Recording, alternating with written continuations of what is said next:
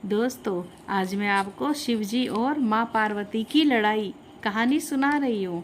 एक बार महादेव ने एक नए खेल का निर्माण किया जिसका नाम चौसर था। महादेव ने माता पार्वती को यह नया खेल खेलने को कहा तो माता पार्वती खेलने के लिए तैयार हो गई। फिर महादेव और माता पार्वती ने खेलना शुरू किया। पर ये क्या, महादेव ही इस खेल को जीत रहे थे क्योंकि इन्होंने ही इसका निर्माण किया था। ये देख माता पार्वती ने शिवजी से कहा, स्वामी, आपने ही इस खेल का निर्माण किया है और आप ही ये खेल बार बार जीत रहे हो। आप इस खेल के कुछ नियम बनाइए क्योंकि हर खेल के कुछ नियम तो होने ही चाहिए। स्वामी, आप इस खेल के कुछ नियम बनाइए फिर खेलना। मैं आपको एक भी बाजी फिर जीतने नहीं दूंगी। महादेव, देवी, उचित कहा है आपने। अब मैं इस खेल के कुछ नियम बनाऊंगा। सुनो देवी, एक एक करके सब कुछ दांव पर लगेगा और जो हारेगा उसको अपनी सभी वस्तुएं हारनी होंगी। देखते हैं आज की बाजी कौन जीतता है। ये नियम बनाकर महादेव और माता पार्वती फिर से खेलने लगे। इस बार तो माता पार्वती ही बार बार जीत रही थी और थोड़ी देर में ही महादेव अपना सब कुछ हार गए। माता पार्वती, देखा स्वामी, मैंने आपको हरा ही दिया। महादेव कहते हैं, हाँ देवी, तुमने तो मेरा सब कुछ जीत लिया। मैं तो सब कुछ हार गया। अब तो कैलाश पर्वत पर भी मेरे रहने का कोई अर्थ नहीं। मैं तो कैलाश भी हार गया। इसलिए इस खेल के नियम के अनुसार अब मुझे यहाँ से जाना होगा।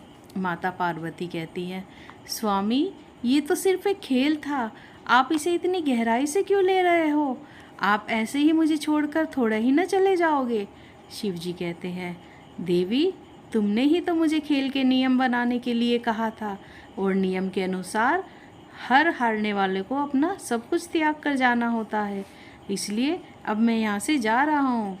माता पार्वती कहती है, स्वामी, स्वामी, सुनिए तो सही स्वामी। पर भगवान महादेव ने माता पार्वती की बात नहीं सुनी।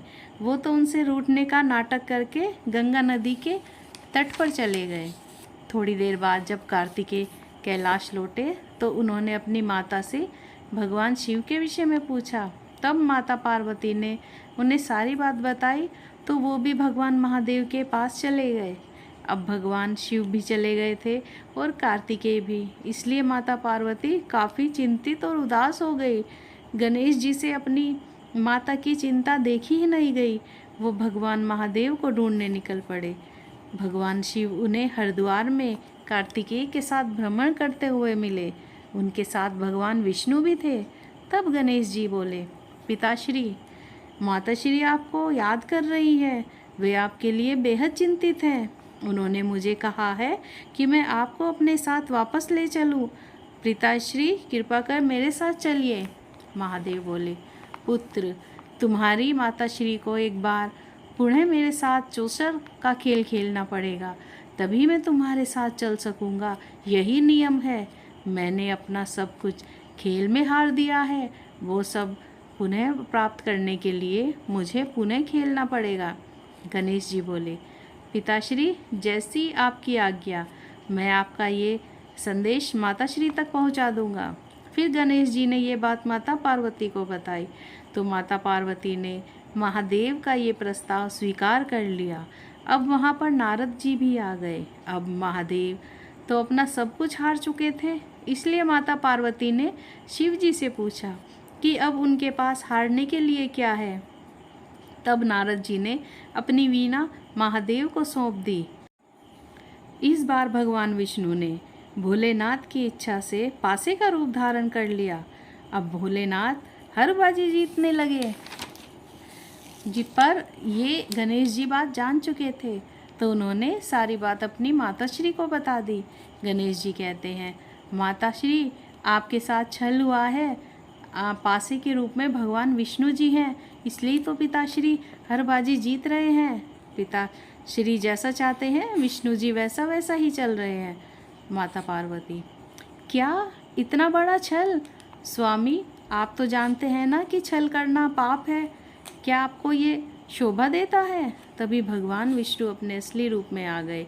विष्णु जी बोले, मुझे क्षमा करें देवी पार्वती, मुझे लगता है कि हमसे अवश्य ही भूल हुई है।